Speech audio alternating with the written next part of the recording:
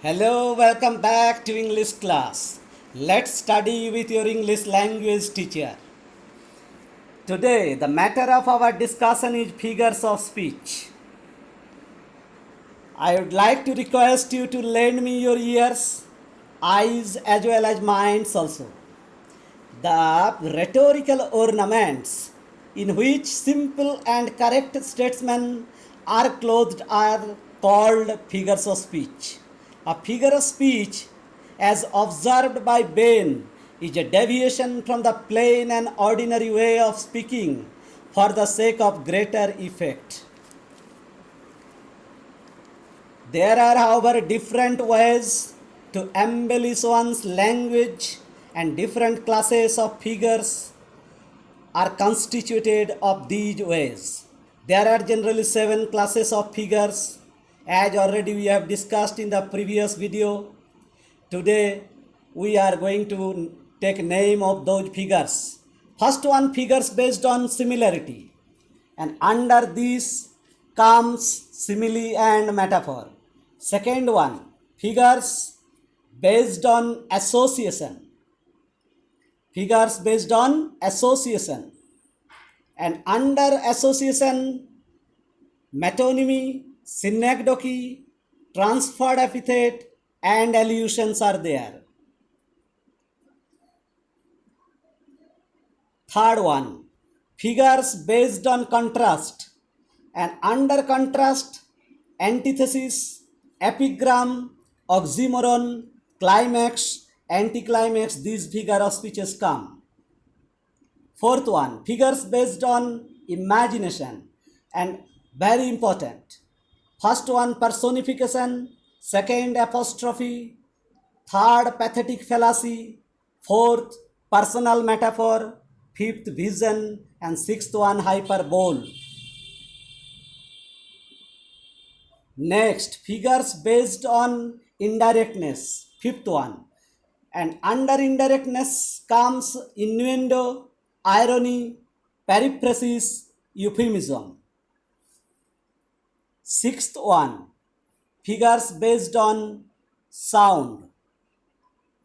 And under these figures, pun, onomatopoeia, alliteration, assonance. Seventh one, figures based on construction. First one, very important, interrogation, exclamation, chiasmus, zeugma, hendidias, litotes, hyperbaton, these figures of speech come. So, first, let's discuss figures based on similarity, and first one, that is simile. So, let's come to know what is simile. Definition of simile. In a simile, an explicit, my dear students, take care of the very word explicit. Explicit means clear.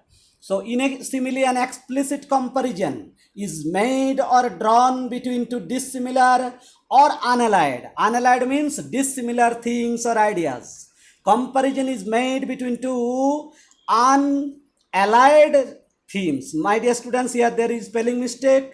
Unallied themes or ideas. Unallied. Two unallied. Unallied means dissimilar. So let's give things. My dear students, here also things. And unlike हो जाएगा यहाँ पर. Unlike, L-I-K-E. U-N-L-I-K-E. So read it as unlike and things. T-H-I-N-G-S. Let's give examples. Let's give examples of simile. The most important, the most famous example we can draw from Samuel Taylor Coleridge's famous poem Rime of the Ancient Mariner. There is a famous line, red as a rose is sea. In this very line, the beauty of the bride is beautifully compared with the beauty of rose. How beautiful? Just like a rose. So this is the best example. Or another example we can take also from William Wordsworth's poem Daffodils. The very important line, I wandered lonely as a cloud, as a cloud. Or we can take, again we can go back to William Wordsworth, the child shows the man as morning shows the day. Or we can take example from Alfred Lord Tennyson from the poem Ulysses, to follow knowledge like a sinking star. The comparison is made in all the above cases between two different things. Two different things. For example, rose and sea. Sea stands for the bride. In I wandered lonely as a cloud. So here the poet William Wordsworth compares himself with the drifting of cloud. How does he wander? Just like cloud drifts in such a way. And the child shows the day, the child shows the man as morning shows the day. Or Tennyson's to follow knowledge like a sinking star. So knowledge and sinking star.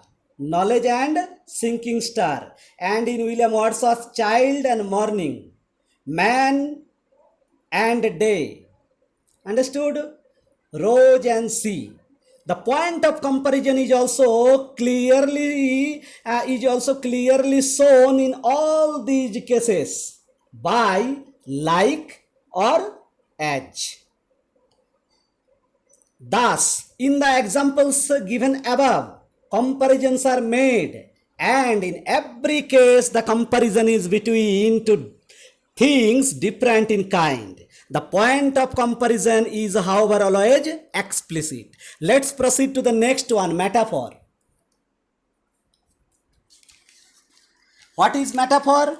In a metaphor, an implied comparison, implied, anternihit, not made clear, an implied comparison is made between two different things or ideas. Example, the camel is the sheep of the desert. Or we can proceed that he is the pillar of the state. Or variety is the spice of life. So here variety is the spice of life. The comparison is between variety and spice. Variety and spice. Spice, what does spice do? Spice adds flavor in curry. In a likewise manner, variety in our life brings flavor. Otherwise, life becomes monotonous or boredom. Or we can just go back to Coleridge. The ice mast high came floating by. This line is also from Samuel Taylor Coleridge's most famous poem, The Rime of the Ancient Mariner. The ice mast, comparison is also here drawn, but comparison is made implied, not it is made explicit. Or Tennyson's famous line, I will drink life to the lees. Or we can go back to Shakespeare, this rudeness is a sauce to his good wheat. She seemed a splendid angel, newly dressed. All these examples imply a comparison between two different objects. In the first case, there is a comparison between camel and sheep. In the second, between he and pillar. And in the third, between variety and spice. In the remaining examples, the comparison is between ice and mast, life and ices, rudeness and sauce, and sea and angel. In all cases, the comparison is however implied, not clearly expressed. The statement of identity is implicitly made. Or we can say that metaphor is implied simile also. The word metaphor has come from the Greek meta, meta. Meta means change, and phera means I bear.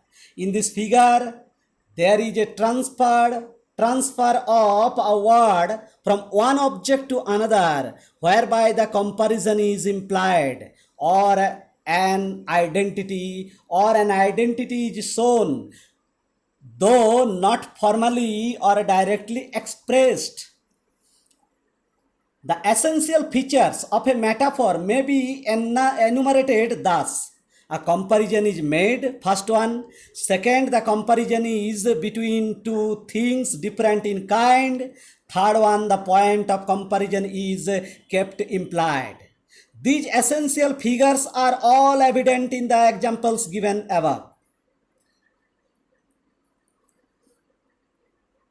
And we would like to find out figures based on similarity, simile and metaphor from the poems also. But since the video is going to become lengthy, so I would like to stop here. Thank you for you have listened to me with much patience. If you have got any sort of benefit out of this video, so don't forget to like, share and subscribe. Thank you.